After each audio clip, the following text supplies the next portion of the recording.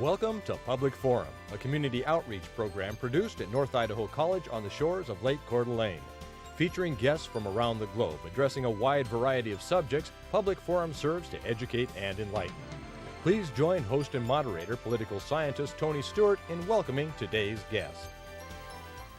Welcome to part 5 of our wonderful summer series titled Journey Through Time, Dialogue with Great Minds from History. We're very much enjoying this series, and our people from history were with us earlier this year at North Idaho College, and we're running this series this summer. On part 5, From the Past, and under our Chautauqua format, we invite 2 guests to our program. First of all is Frederick Douglass, who was a very famous abolitionist, and certainly after being born as a slave and received his freedom was very instrumental in the abolitionist movement. Mr. Douglass, welcome to our program. We've had you here before, and you're going to be joining another guest today, and so welcome back. Thank you, Mr. Stewart. And I'm equally pleased to welcome Herman Melville to our program, who was a very famous American writer and author and was with us before, but now we're going to have a conversation with these 2 distinguished gentlemen from our past. Welcome, Mr. Melville. Thank you. And I would like to say to our audience as I introduce the panel, the emphasis of this conversation between our 2 guests today has particularly to deal with the issue of slavery and race, and both of these famous people certainly dealt with this subject. Before introducing the panel, I want to recommend a book that's come out that relates to our guests. It's called Douglass and Melville. Here's what it looks like.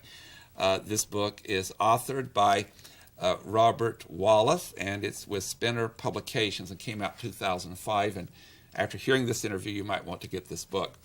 I welcome to the program the panel Janell Burke, who's an attorney in the state of Idaho, and next to her is Erna Reinhardt, who is Director of Public Relations at North Idaho College, and Janell commenced the questioning. Gentlemen, both of you live near the same time and in roughly the same part of the United States.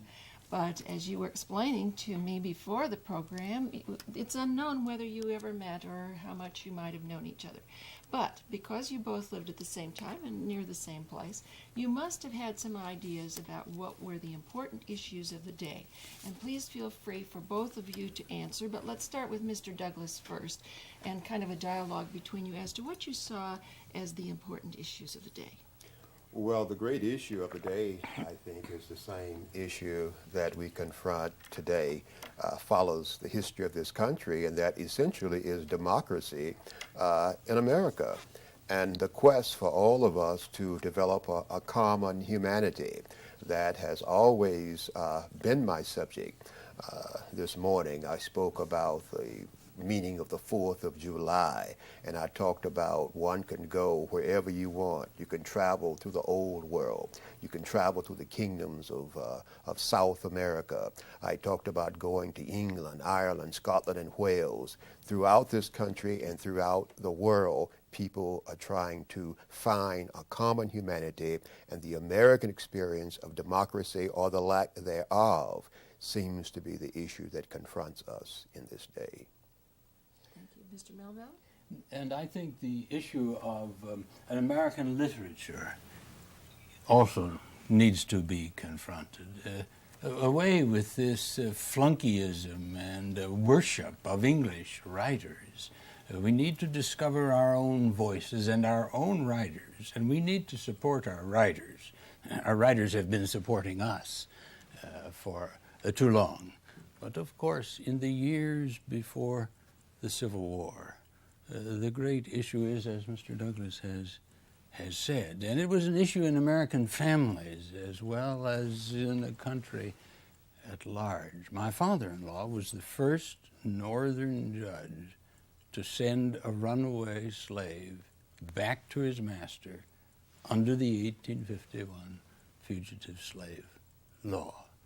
That caused difficulties in the family. I was dependent on my father-in-law. My writing didn't produce enough wealth to support the family, and it was hard to speak about such issues. Erna Reinhardt. I want you both to lay the land for us about the political climate in about the early 1800s, mid-1800s, and tell us about what was going on in the country at that point in time from a political standpoint. And we'll start with Mr. Douglas. What was going on? Well, the forces of democracy were losing ground, certainly by the 1850s. And the chief law that signifies that was the passage of the newly strengthened federal fugitive slave bill, and also the Dred Scott decision. This was the decision that made slavery not a Southern, but a national institution. And it was the decision that said that all United States Marshals, as well as their deputies, as well as private citizens, were subject to the carrying out of that statute, and only a white person's testimony was acceptable in determining the status of that slave person. Judges who would hear a case were paid not only to hear the case, but if they would send a black person back into slavery, they were paid even more. And so the issue of democracy in America was the issue, and it was about us trying to advance the cause of abolitionists, and those were very difficult times for us. And some of us, including myself, had begun to lose faith that it would ever come to pass. Thank you. And Mr. Melville, from your perspective, what was the political climate like? Well, you know, both of my grandfathers took part in the American Revolution. The Gansevoort grandfather was the hero of Fort Sandwich. And the Melville grandfather took part in the Boston Tea Party. And we were very fond of our grandfathers. And I used to visit Boston and spend time with my old grandfather. He had a little pouch of tea that he had saved from the time. But the declaration and the achieving of independence is one thing, and that is behind us now. And the country faces a new issue of dependence and independence, and we must work it out. My brother Gansevoort, named after old grandfather, was the political member of the family, certainly much more political than I was. And once I married Elizabeth Shaw and lived in the home of her father, who was Chief Justice, it was hard to be political in the family circle. You made an appearance together at North College before our audience today earlier, and I've indicated there's a book that's come out after your life and later about how you had very common themes, even though you weren't being influenced by one another. I want to start with you, Frederick Douglass. When you gave you were invited to give a July the 4th speech, and it was very difficult. I know you opened by saying you might not wish you had invited me to do this. It's too long to do the entire remarkable speech on our program, but take an excerpt from that in which you were, I thought from the reading of it, you were pricking American conscience, saying, how can you celebrate liberty and freedom today, yet we have slavery? Would you articulate some of those powerful words that you used? Well, of course, I did not do that speech on the 4th of July. I was asked, but I just could not, and I delivered that speech on July 5th. But the question I dealt with was, what to the American slave is your 4th of July? And I answered, it was a day that revealed to him more than all of the other days of the year the gross injustice to which he is the constant victim. To him, your celebration is a sham. Your boasted liberty and unholy license, your sounds of rejoicing are empty and heartless. Your denunciation to tyrants, brass-fronted hypocrisy with all of your religious parades and solemnity are to him mere bombast, fraud, deception, a thin veil to cover up crimes which would disgrace a nation of savages. So I said, go where you may, search where you will. As I was indicated, roam through all the despotisms of the old world and travel throughout South America. And when you have found the last, you will say with me, that for revolting barbarity and shameless hypocrisy, America reigns without a rival. Mr. Douglas, with those powerful words, and this remarkable, you were born a slave, and it was a felony to teach you to read and write, but you were able to do that with the wife of one of your masters. In your speech, and in William Lloyd Garrison's speeches, and later with such people as Dr. Martin Luther King Jr. or in the women's movement, Elizabeth Cady Stanton or Susan B. Anthony, and I want to get your reaction to this. I hear in those powerful words a direct instruction or a pregnant of conscience asking American people, as other parts of the world, find your moral compass. And I think your powerful, powerful messages made a great deal of difference. Although I know you and William Lloyd Garrison in the end disagreed, was it enough to give the moral message, or would you have to take more direct action? But as you come to our time and you look at what's happened, how do you feel about you and those others I mentioned, that you were such moral leaders? Well, it's simply a matter. America has a moral compass if we mean something that points the way. The question is, can the daily reality come up to the ideas? And that's the tension that we are doing. So I'm not inventing anything new.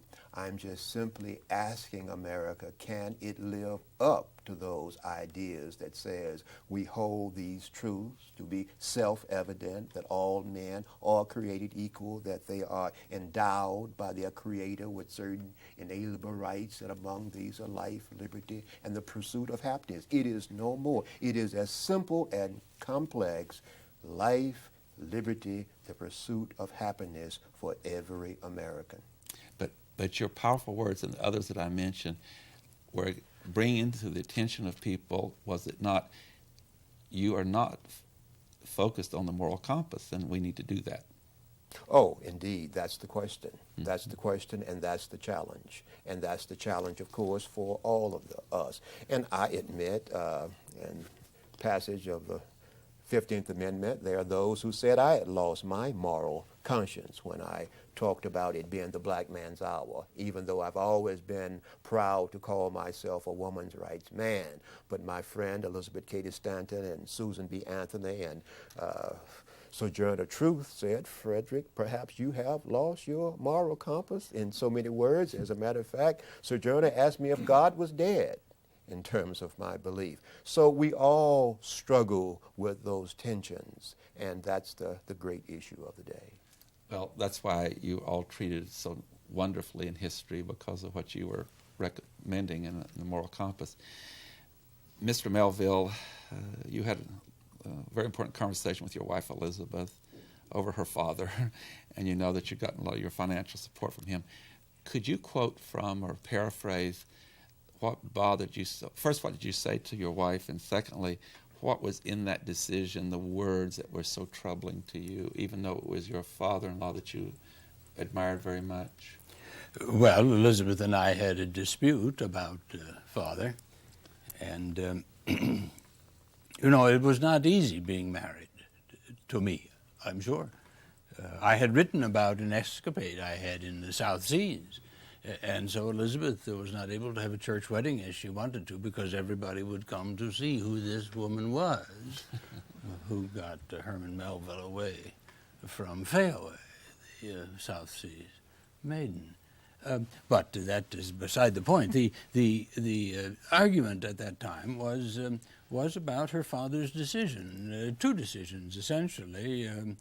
Sarah Roberts was a black child who her parents wanted to send to a public school, and she was refused. The parents were refused, and so they went to court, and Judge Shaw said that the law could do nothing about the ingrained prejudice that resulted in segregation.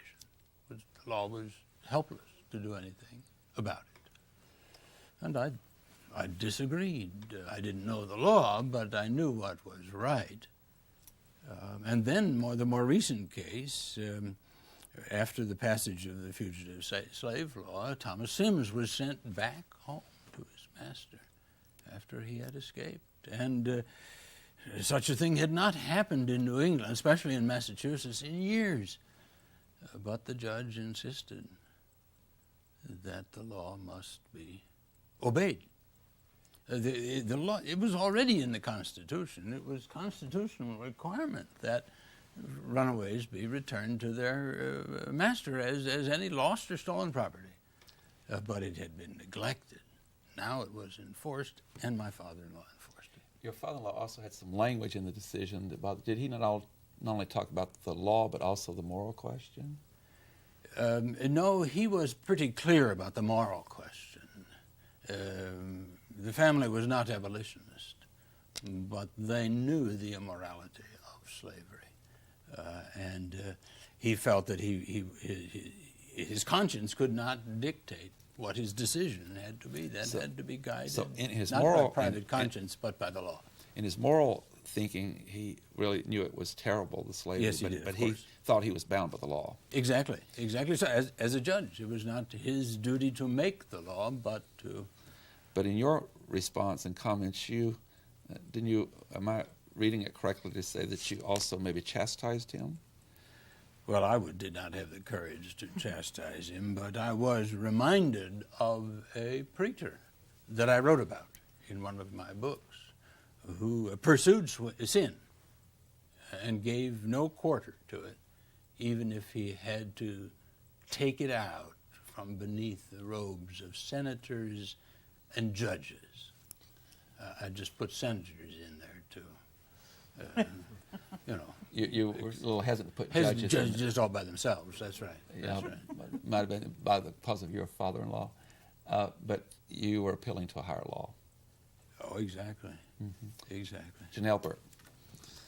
Gentlemen, it's a pleasure to have you here in our time to talk with you. Both of you lived during the time of the Civil War, and I would expect that your roles were somewhat different at that time. Mr. Melville, what were you doing at that time? And then we'll ask the same question of Mr. Douglas. I was writing in a declining career. My books had become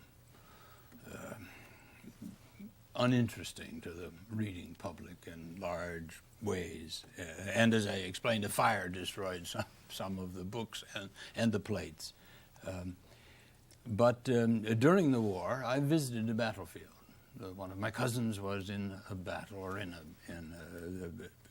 a group of Union soldiers, and he made arrangements for us to go and see the battle. And it was a horrific sort of thing. And I began then to write poetry about the war, and the book Battle Pieces came out as a result, not long after the war.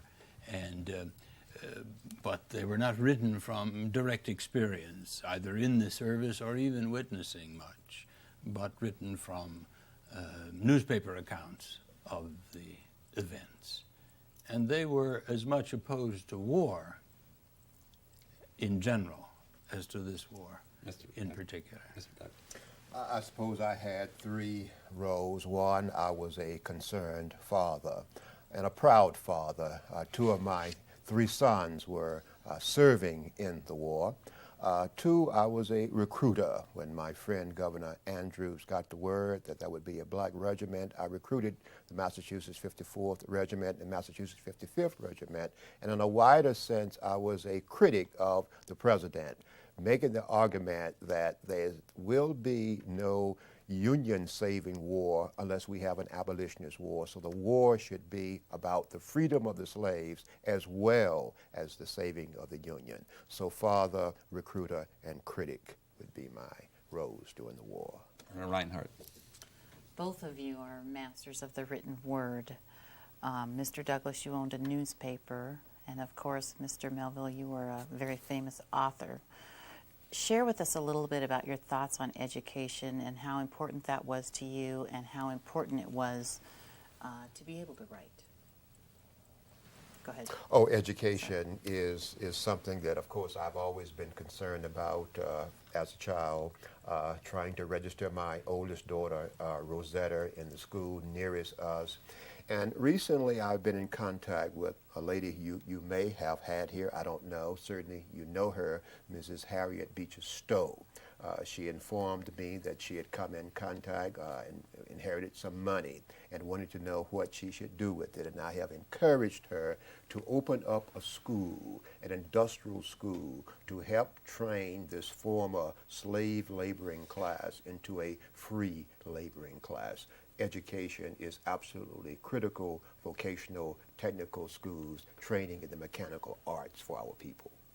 And share with us I your went to school off and on for a few years, but my real education came on board ship. I read during such leisure as sailors have, particularly when I served in the Navy. There was a postman before he went to the Navy who was used to handing out things to people, and they thought he'd make a good librarian. So he'd dig around in the barrel of books and then grumpily pass them on to us. But I learned more in one night then than I have in any single day ever since.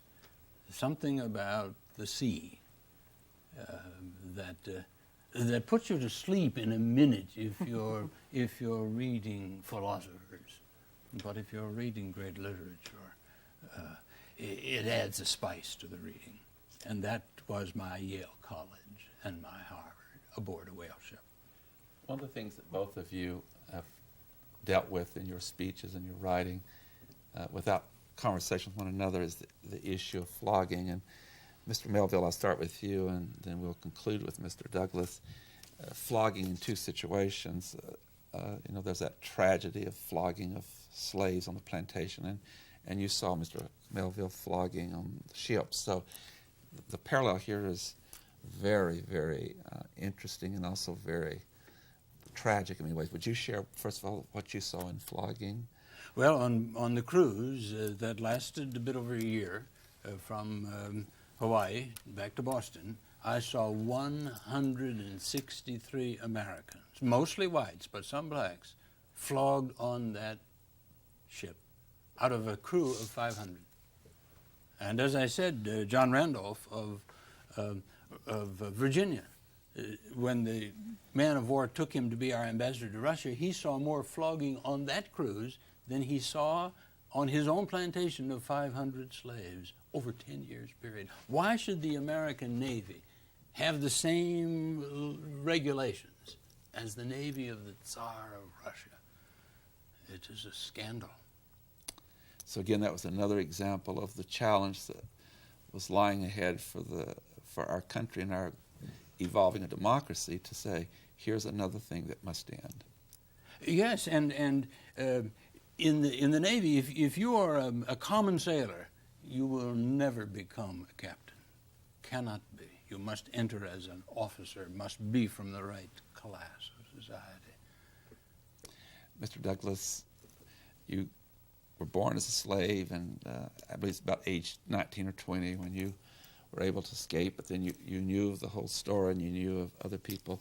Share with us then the story in this country of slaves and courts, such things as the Dred Scott case, that awful of all cases, the most obscene cases ever of ruling the Supreme Court in 1856 that slaves were property and therefore that would open up to such things as flogging. Would you share with us what you know about that?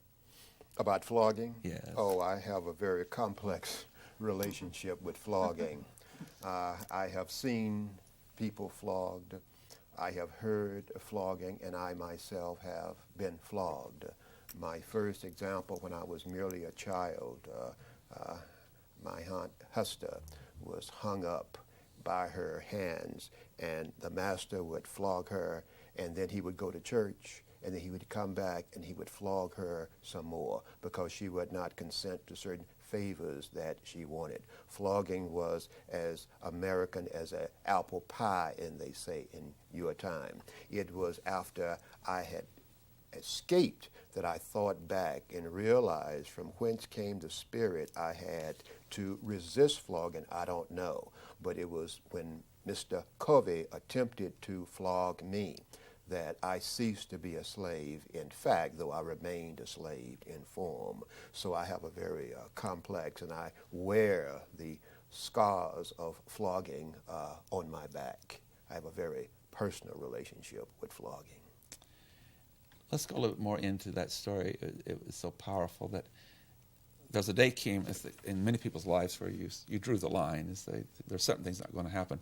Tell them more about the story when you had that confrontation and you'd rather be dead than to go through what you were going through. Would you share that, please?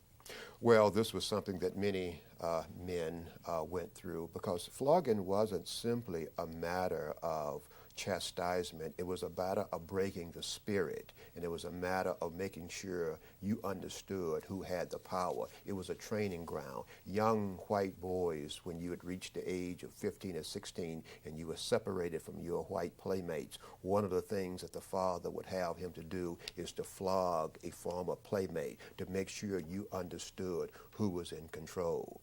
So therefore, when Covey attempted to flog me, he came into the barn, and we simply had to fight. And he attempted to get another hired slave to help him, but he refused to do so. So flogging was really not only a matter of punishment, it was really symbolic of who had the power, not only physically or legally, but psychologically. Total and that control. was its real purpose. With that, ladies and gentlemen, I have to introduce who our guests have been portrayed by. First of all is Mr. Douglas was portrayed by Charles Pace, who's a scholar and is taught at such places as University of Nebraska and Purdue, and we're so grateful that you've been with us. Thank you, Tony. And Dr. George Frein, who is a professor of philosophy and religion, has been with us to do Herman Melville. This Chautauqua format Tony. is so powerful. So good. You both have been so gracious, and you've been so cooperative with your time, and we wish you well, and we hope we'll have you back sometime to do other characters. It's a powerful format. Again, to both of you, Charles and George, it's been a great pleasure having you this week, and you've both been on a previous program. Thank you again, and good luck in your work. Thank you. Tony. Good And luck one to of you. these days, I'm going to come back, and on that body of water out there, there will be a statue to Tony Stewart. In 34 years of this program, this is the first gentleman that has humbled me to the greatest extent. With that, ladies and gentlemen, I hope you'll be with us again next week when we continue our journey through time. Until then, please have a good week. I am Tony Stewart.